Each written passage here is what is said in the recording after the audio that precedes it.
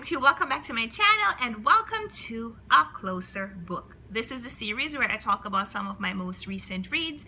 Because I haven't been producing these videos as quickly as I've been reading, some of these books are not quite such recent reads. In fact, the books I'm going to be talking about today, I actually read in April and now we're in July, so not quite so recent, but I wanted to talk to you about them nonetheless. First up is this short novel called Eve Out of Her Ruins by Ananda Devi, and I first heard about this book from Camille of What Camille Reads BookTube channel. This book was originally written in French and it was translated to English by Jeffrey Zuckerman. The author is from Mauritius, which is on the northeastern coast of Africa, and this book was published by Deep Vellum Publishers, which is a small publishing company that only prints translated works. So I was really glad to have heard about this book. It is a short book. It's only 138 pages and it is told in alternating multiple perspectives, and so each section is pretty short. The book is only so gripping and so intense because the author's writing style is so intense and gripping. She tells the story of these 4 teenagers who are coming of age in this Mauritius slum called Chumaron, and they have different ways of escaping the frustration and despair that they feel in their day-to-day lives. They alternate between blaming the people who have emigrated and they feel abandoned them in their reality, but they also blame the people who have remained, their parents who have stayed in Mauritius, and because they have stayed in Mauritius, they have also tied them to this fate of this life in this slum. The book is about these 4 teenage friends who, although they are both inhabiting the same physical space and being exposed to some of the same challenges, they have such very different perspectives. They have such very different ways of looking at things that they deal with the realities of their life in such different ways. One character's way of dealing with things is to prostitute herself. She sees her body as a commodity that she can use to get ahead, and other characters are focused on trying to save her. So by them trying to save her, this is also their way of escaping the reality of their own lives, because now they can kind of lose themselves in being her savior. So the book explores the relationship that they're able to offer, but also explores the limits that those relationships have, because, you know, if you try to love someone who is not capable of accepting that love, it's also pointless. It illustrates the danger of the groupthink mentality with gangs and peer pressure, but it also compares that to the danger of loneliness and lonesomeness, and shows just how a person can become depressed when they are isolated from the group.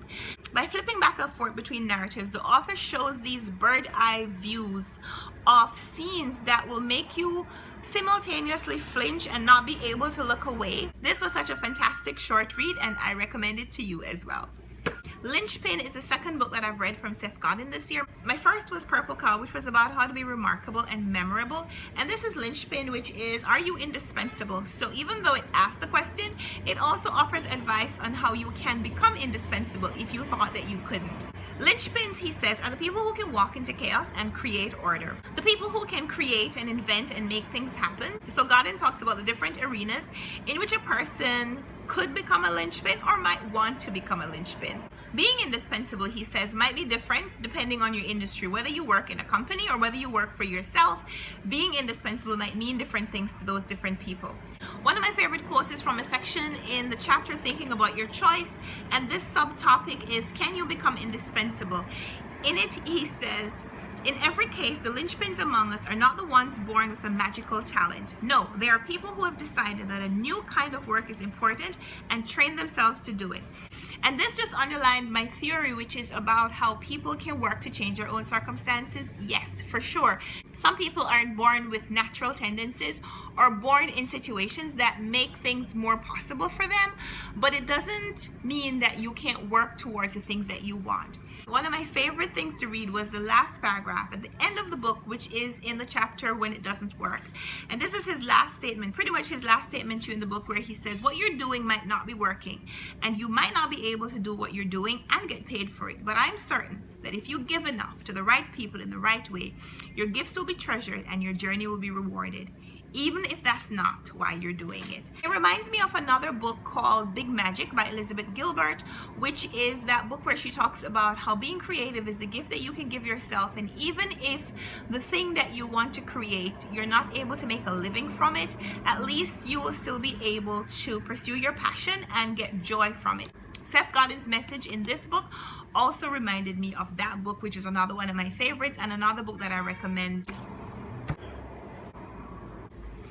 Everything is Illuminated by Safran Foer. I previously read Extremely Loud and Incredibly Close, which I absolutely loved, and I think I gave a 5-star rating to. This book didn't wow me as much. It's about a young Jewish man who travels to the Ukraine to retrace his grandparents' steps as they escape the persecution of World War II, and about him trying to find this woman who helped his grandfather escape. Since he doesn't speak the language, he hires a father and son driver and interpreter, who the son's interpreting skills are terrible at best. And so this father and son, they take the character, whose name is also Safran Foer, on this wild journey. And so most of the novel takes place in the form of letters that recount what happened on the trip, but also how these people's lives have changed after the trip ended. I generally like a complex story that's hard to read, but that gets to a really great point. And I felt like Safran Foer was taking me on that journey because of my previous experience with his other novel. But this one just didn't deliver on those promises. The fact that the young Jewish character had the author's name made it feel like it was a satirical look at a real journey.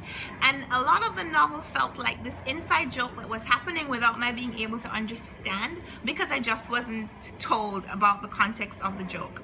So most of the writing felt like it was an inside joke that I might have enjoyed if I knew the backstory, but the fact that I didn't know those details left me wanting. There were definitely spots of brilliance in this novel, but in the end, it fell flat for me. I did a buddy read along with Rogers Reads BookTube channel, and in the end, neither of us were really wowed by this one. Next up, I read Viktor Frankl's Man's Search for Meaning, which was another book about World War II, except that this was a first-hand account from a survivor of the Jewish Holocaust. This book is told in 2 parts. The first is Frankl's description of the experience that he endured, the choices that he made, and how he was able to survive. The second part is a more philosophical view of survival, in which he talks more about his experience from a more clinical perspective. So the first section is how he survived. The second section is about why he survived. And this is all part of his thesis statement, which is the title of the book, Man's Search for Meaning. As a psychologist, Frankl's thesis is that suffering can be better endured when one focuses on the reason one has to survive, as opposed to the way that they will be able to survive. His captivating account of his own experience as a prisoner, as well as the stories that he observed and lived alongside, proves that theory repeatedly. Man's Search for Meaning, I think, is a must-read, not just for those who are suffering or who have suffered, but also for those who suffer from like the ennui of discontent that ravages a comfortable life. And that's it.